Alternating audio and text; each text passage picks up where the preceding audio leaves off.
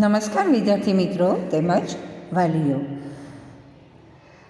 ધોરણ 6 વિષય ગુજરાતી. ગુજરાતી વિષયની અંદર આ વિડીયોની અંદર આપણે વ્યાકરણ શીખીશું. એમાં છે જોડણીના નિયમો અને ત્યારબાદ એક નિબંધ છે અને ચર્ચા લેખન છે. તો જોઈશું હવે આપણે જોડણીના નિયમો. જોડણીના નિયમો એમાં આપણે જોઈશું હસ્વ ક્યારે આવે. આપણે હંમેશા ગુજરાતી વિષયની અંદર જોડણીની સામાન્ય રીતે ભૂલ થતી હોય છે.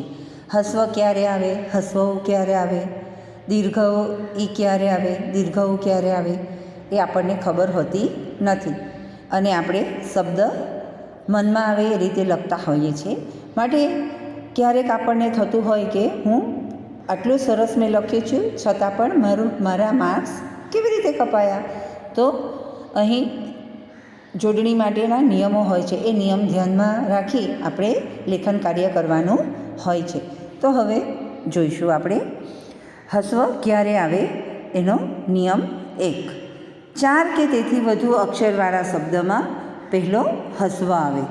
એટલે કે 4 અક્ષર કે એનાથી વધુ અક્ષરવાળા શબ્દ હોય તો એમાં હસ્વઈ કે હસ્વવું આવે. ઉદાહરણ તરીકે જોઈશું વિમાસણ, કિકિયારી, હિંગોળગઢ, વિસનગર, હિમાલય, હિમાચલ પ્રદેશ, ગિરનાર. તો આ શબ્દની અંદર આપણે જોયું કે 4 કે વધુ અક્ષરવાળા શબ્દો છે તો એમાં બધે હસ્વઈ છે. નિયમ 2. બીજો નિયમ છે જોડાક્ષર પહેલાંનો શબ્દ હસ્વ આવે. કોઈ પણ જોડાક્ષર હોય તો એ પહેલાં જો હસ્વ ઈ આવતી હોય તો ઈ આવતી હોય તો એ હંમેશા હસ્વ જ આવે. ઉદાહરણ તરીકે જોઈશું હિન્દી, મનુષ્ય, આવિષ્કાર, શિષ્ય, પુસ્તક, બહિષ્કાર, આયુષ્ય. તો અહીં ઉદાહરણના શબ્દની અંદર જોયું કે જ્યાં જોડાક્ષર છે એની આગળ જે ઈ કે ઓ આવે એ હંમેશા હસ્વ હોય છે. નિયમ 3. શબ્દની અંદર છેલ્લે ઈક શબ્દ બોલવામાં આવે તો એ હંમેશા હસ્વ હોય. ઉદાહરણ તરીકે સામાજિક, તો એમાં છેલ્લે શું બોલાય છે? ઈક. તો એ હંમેશા હસ્વ હોય છે. ત્યાર પછી છે સાર્વજનિક, પ્રાથમિક, માધ્યમિક, ધાર્મિક, આર્થિક, પૌરાણિક, માનસિક, પ્રામાણિક.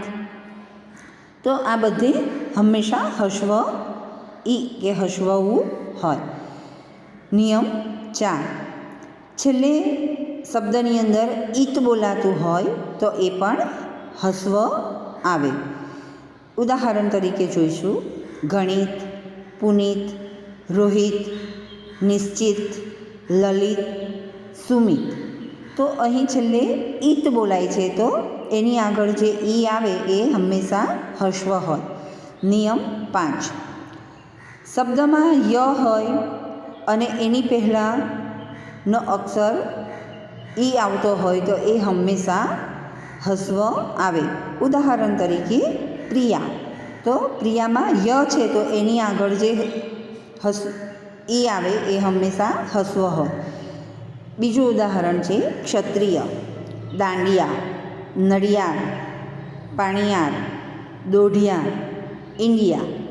તો આ હંમેશા યાદ રાખવાનું કે અ આવતા હોય અને એની આગળ જો ઈ આવતું હોય તો એ હંમેશા હસ્વ હોય. નિયમ 6. અણ અથવા તો ન છેલ્લો શબ્દ આવતો હોય તો એમાં પણ એની આગળનો શબ્દ ઈ કે ઉ એ હંમેશા હસ્વ આવે. ઉદાહરણ તરીકે જોઈશું યોગીની, તો અહીંયા ન છે તો એની આગળ જે ગીમાં આવે છે એ હંમેશા હસ્વ હોય. બીજું ઉદાહરણ છે તપસ્વીની, રોહિણી, રાગિણી, મંદાકિની. હવે છેલ્લો નિયમ જોઈશું નિયમ 7. એક અક્ષરમાં અનુસ્વાર હોય તો તે હંમેશા હસ્વ હોય. ઉદાહરણ તરીકે હું, હું પર અનુસ્વાર હોય તો એમાં દીર્ઘવું ન આવે, હંમેશા હસવવું જ આવે. શું, તું અને છું. તો તમે જોયા કે હસવ ક્યારે આવે એના સાથે સાત નિયમ તમે જોઈ લીધા. અહીં મેં જે ઉદાહરણ આપ્યા છે એના સિવાયના પણ તમે નવા શબ્દ શોધીને લખી શકો છો. હવે આપણે જોઈશું દીર્ઘ ક્યારે આવે. દીર્ઘ ઉ કે દીર્ઘ ઈ ક્યારે આવે એના પણ 7 નિયમ છે, એ આપણે અહીં જોઈશું.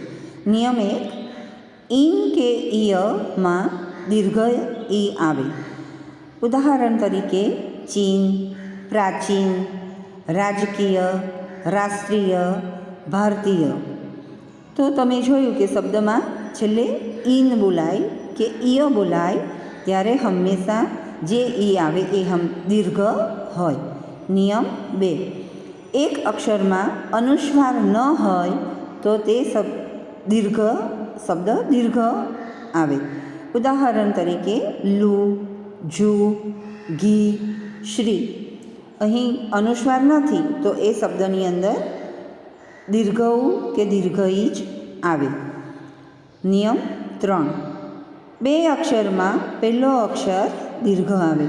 કોઈ પણ 2 અક્ષરના શબ્દ હોય તો એમાં જો ઈ કે ઉ આવતું હોય તો એ હંમેશા દીર્ઘ ઈ કે દીર્ઘ ઉ જ હોય.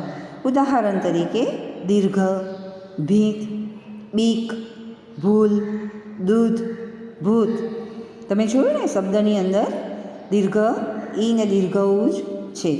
નિયમ 4, જે શબ્દમાં ગીરી અને ઉણુકમાં હોય છેલ્લો શબ્દ તો એ હંમેશા દીર્ઘ ઈ કે દીર્ઘ ઉ જ હોય છે. ઉદાહરણ તરીકે દાદાગીરી, યાદગીરી, કામગીરી, વર્તણૂક, નિમણૂક. હવે જોઈશું નિયમ 5, વતી અથવા તો મતી. જે શબ્દમાં છેલ્લે વતી અથવા તો મતી આવે એ હંમેશા દીર્ઘ હોય. ઉદાહરણ તરીકે ભગવતી, સરસ્વતી, તારામતી, ઇન્દુમતી. તો તમે જોયું કે અહીં બધે દીર્ઘ ઈ જ છે. નિયમ 6, જે શબ્દમાં છેલ્લે ઈક્ષ આવે એ હંમેશા દીર્ઘ હોય છે. ઉદાહરણ તરીકે પરીક્ષક, છેલ્લે બોલાય છે ક્ષક તો એની આગળ જે ઈ આવે એ હંમેશા દીર્ઘ હોય. બીજું ઉદાહરણ જોઈશું નિરીક્ષક, પરીક્ષા, પરીક્ષાર્થી.